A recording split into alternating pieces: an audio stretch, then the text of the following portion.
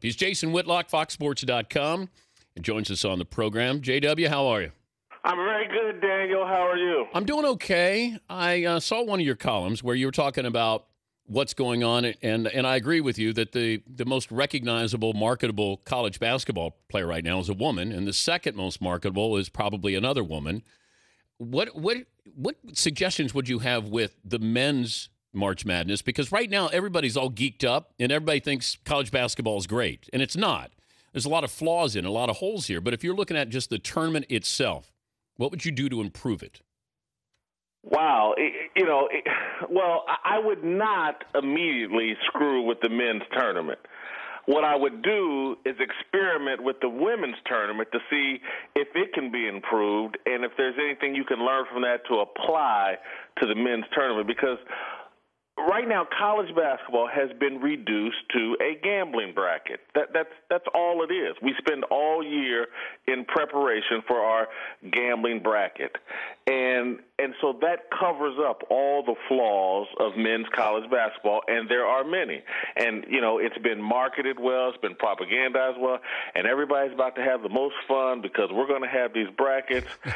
And again, I don't think this year we're going to identify, even remotely, who the best team is, because a single elimination tournament, when there's this much parity and this many teams that aren't great and aren't good, we're not going to identify who the best is. We're going to identify, who got luckiest, who got the right officiating breaks, who got the hot hand. And so all that college basketball is excitement, atmosphere, and this bracket. And maybe that's enough.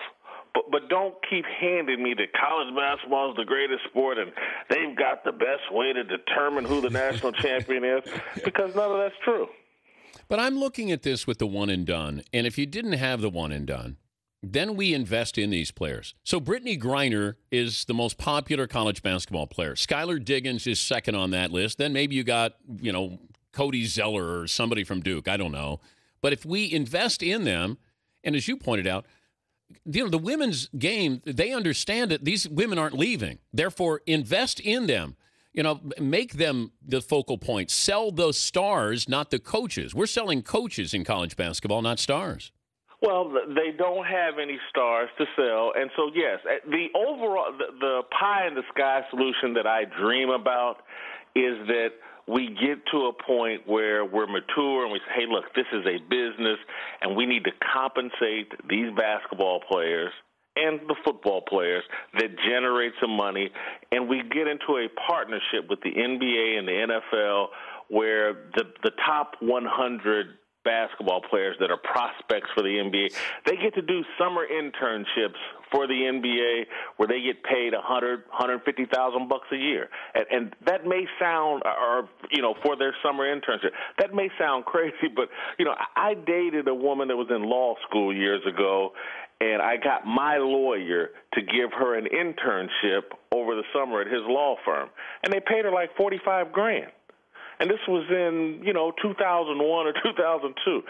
And so there are internship programs that are highly compensated for college students. And so why couldn't the best basketball prospects do some type of internship with the NBA where they're paid $150,000 after their freshman year, maybe $200,000 after their sophomore year, and you entice these guys to stick around in college because they don't have to eat macaroni and cheese and starve.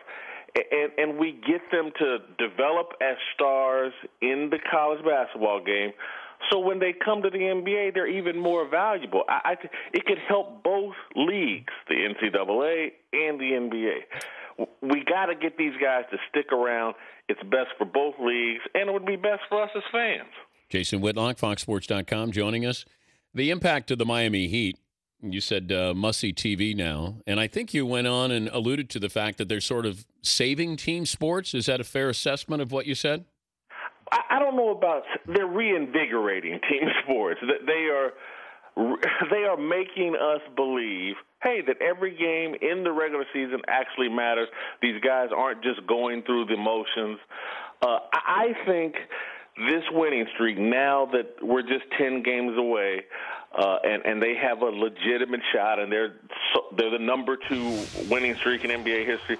This could be one of the most significant things since McGuire and Sosa chased the home run record. And I hope that it's celebrated in the same way. And, some of the characteristics we ascribe to baseball, I hope are applied to these guys in terms of their work ethic, their discipline, their unselfishness. All these things are true about the Miami Heat. It's hard to get up and play 3 or 4 nights a week in the NBA at a high level. These guys are doing it. They're putting on an incredible show night after night after night. The games actually matter. They're performing, and they're busting up all these stereotypes, these negative stereotypes we have about NBA players. And, I think it's great. It's I'm enjoying the hell out of this NBA season. I do like it that I'm going to care about the Cleveland game tonight. Now, yes. I wouldn't normally care about the Heat against Cleveland other than LeBron going back and how do the fans react or if they're playing Charlotte or somebody else. But the fact that you have this streak still alive, what is the negative with this? Ken Berger of CBS Sports, who I like his work, wrote some deal about how they should be focusing on and getting geared up for the playoffs. I knew this was going to happen. I said this on the show. I said a month ago somebody's going to say they should be more concerned about winning a championship. And I went, oh. It's crazy. They are concerned about winning it. I didn't include this quote in my column. Dan, you should reach out and get Isaiah Thomas on to talk about this. He's got a lot of good stuff to say, but I asked him that question and left it out of my column because he laughed when I asked. I said, hey, do you think this could mentally wear them out for the playoffs? And he goes, no, winning makes you stronger. There's no win that's a bad win. And the more they win, the more confident they'll go into the playoffs. Hell, they could run the table in the playoffs. Well, I think that what's the record? 15-1. The Lakers, didn't they go 15-1? What did the 4-4-4 Sixers end up doing? I didn't think that Moses Malone went 4-4-4. I thought they only lost one game, though. I can't remember. That might be right. I thought that the record was 15-1. If that sounds correct, I don't know. Or I don't know. We got to look that up. Yeah, I'll have some of my Danettes here working on it right now. Paulie's and McLevin are looking at you. Paulie, do you have that over there? Philadelphia 4-0, 4-1, 4-0 in the playoffs. Okay. Yeah, see, 4-4-4. Okay. 4-4-1, whatever. 4-0, or something like that. Whatever Moses Malone said.